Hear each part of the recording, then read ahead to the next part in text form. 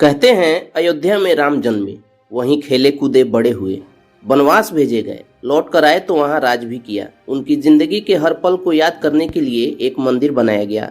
जहां खेले वहां गुलेल मंदिर है, जहां पढ़ाई की वहां वशिष्ठ मंदिर है, जहां बैठकर राज किया वहां मंदिर है, जहां खाना खाया वहां सीता रसोई है, जहां भरत रहे वहां मंदिर है, हनुमान मंदिर है, कोप भवन है, सुमित्रा मंदिर है, दशरथ भवन है।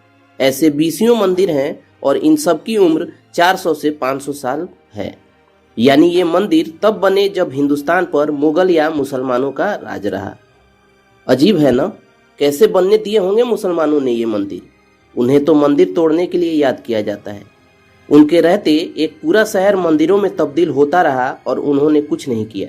कैसे आताताई थे वे, जो मंदिरों के लिए जमीन दे रहे थे।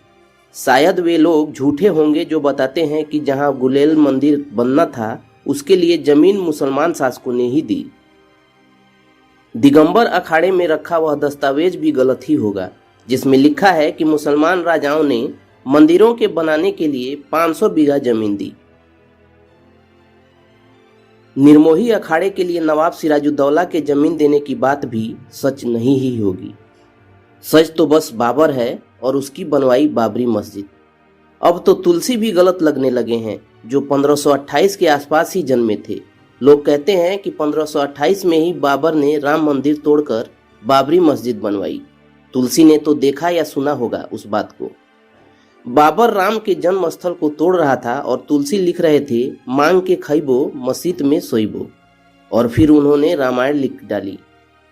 राम मंदिर के टूटने का और बाबरी मस्जिद बनने का क्या तुलसी को जरा भी अफसोस न रहा होगा?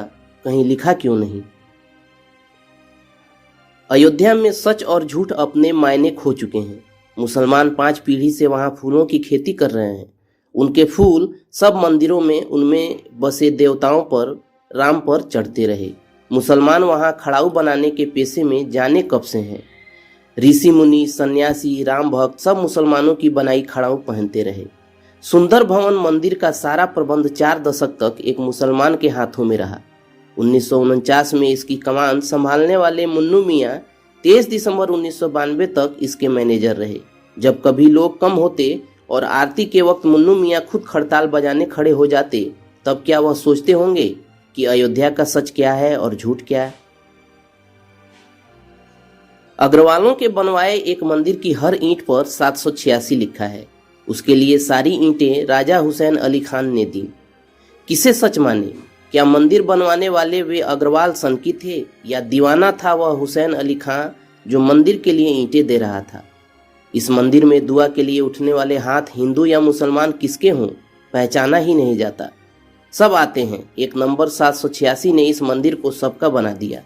क्या बस 6 दिसंबर 1992 ही सच है? जाने कौन। 6 दिसंबर 1992 के बाद सरकार ने अयोध्या के ज्यादातर मंदिरों को अधिग्रहण में ले लिया। वहां ताले पड़ गए, आरती बंद हो गई, लोगों का आना जाना बंद हो गया। बंद दरवाजों के पीछे बैठे देवी देवता क्या कोसते होंगे कभी उन्हें जो एक गुंबद पर चढ़कर राम को छू लेने की कोशिश कर रहे थे। सूने पड़े हनुमान मंदिर या सीता रसोई में उस खून की गंध नहीं आती होगी जो राम के नाम पर अयोध्या और भारत में बहाया गया। अयोध्या एक शहर के मसले में बदल जाने की कहानी है। अयोध्या एक तहजीब के मर जाने की कहानी है।